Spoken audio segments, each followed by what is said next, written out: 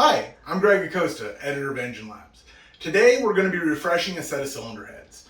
You might have seen a couple videos back, we did an unboxing with a bunch of stuff from Engine Pro, and today we're actually going to be using it and putting in these GT40P cylinder heads.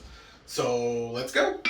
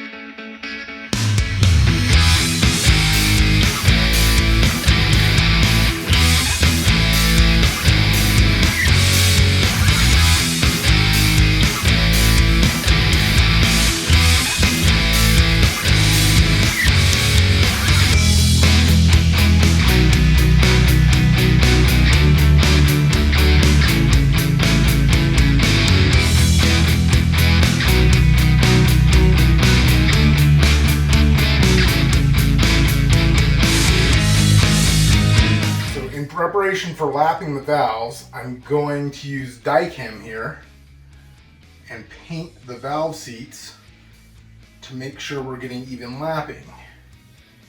As you can see, the valve seats on this look pretty good from the start, which is a credit to the guy I bought the heads from. I don't believe he ever ran them on his project. I believe he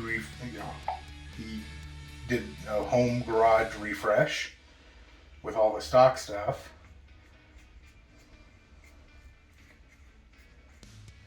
And it looks like he did a really good job.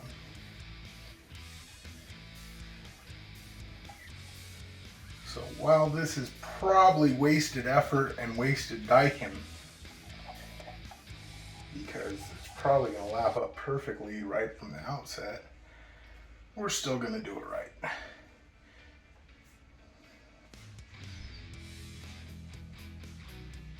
Alright, so now we're applying some Permatex valve grinding compound onto our new valves, and we will then place them into the head and spin them and perform the lapping procedure.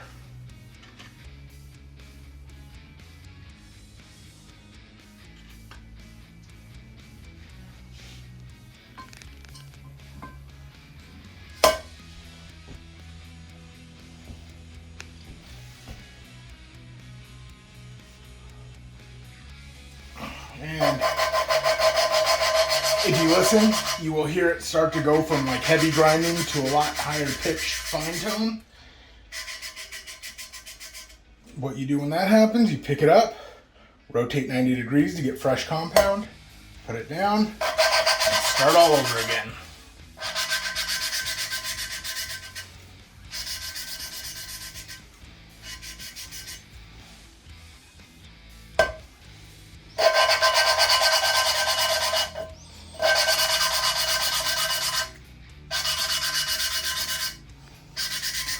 And as I'm spinning this, I'm putting downward pressure onto the valve.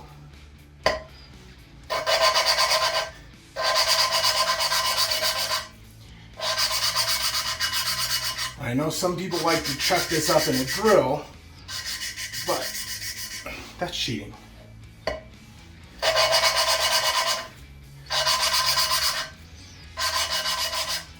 And then we will pull the valve out.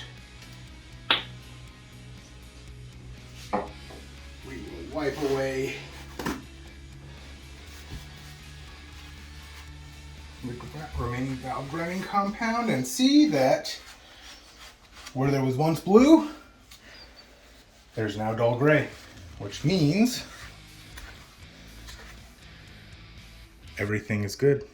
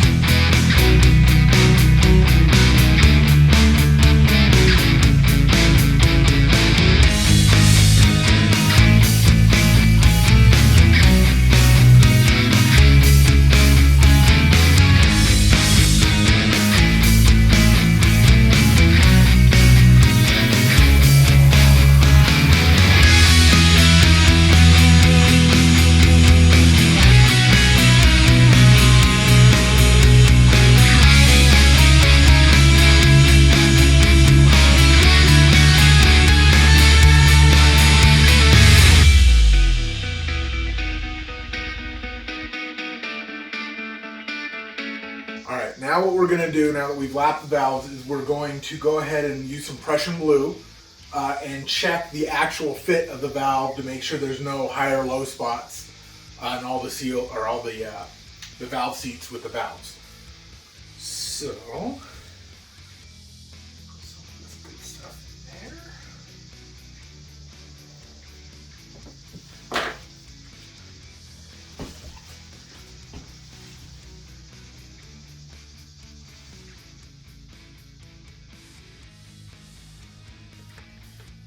Again, we're putting the stuff on the valve seat because we want to transfer the Prussian blue to the register of the valve when we set it in.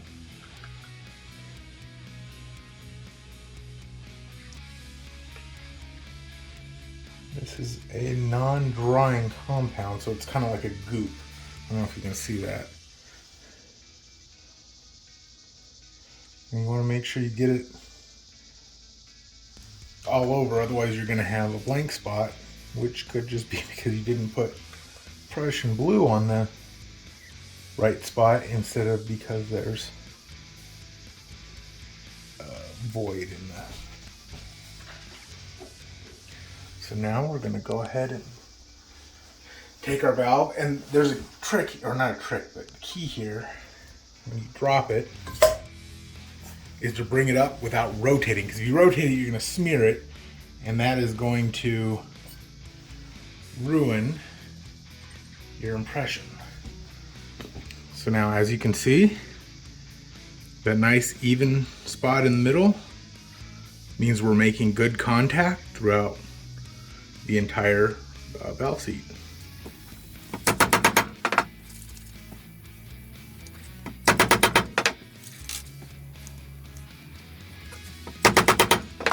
Alright, so with the valves and valve seats taken care of, we're going to install these valve stem seals from Engine Pro. They are these cool little full metal clad Viton deals using the Proform seal installer tool. I know a lot of people like to use a socket, but as I said in my article, why use a socket when you have the right tool, right?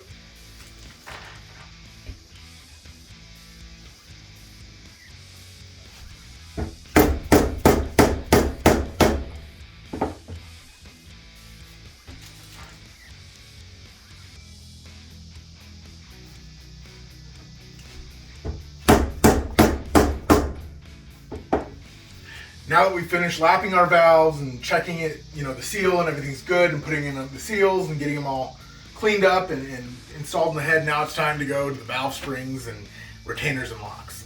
For that, we're going with a high performance chrome silicone spring from Engine Pro.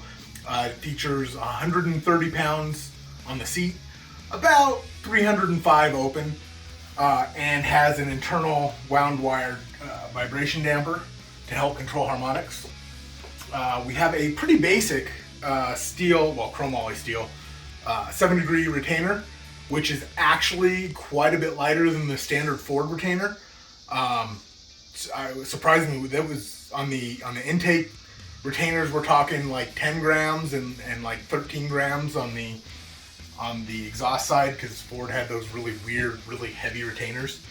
And then for locks, they sent their just the steel nitrided, nitride black, I think they call it, 7-degree locks, and that'll secure everything, and we'll be good to go.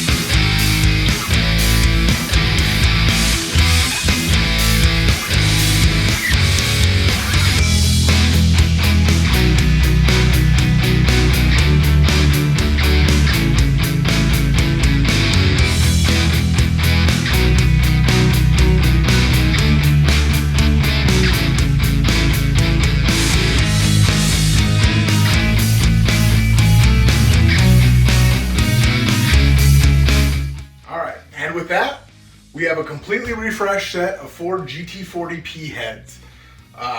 These will be going on the dyno. We'll be doing a bunch of dyno testing with these heads, kind of in the old school style of the Ford 5.0 movement.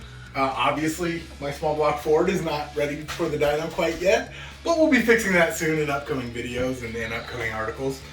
So if you want to see the complete breakdown of this, make sure you check out enginelabs.com. And until then, we'll see you next time.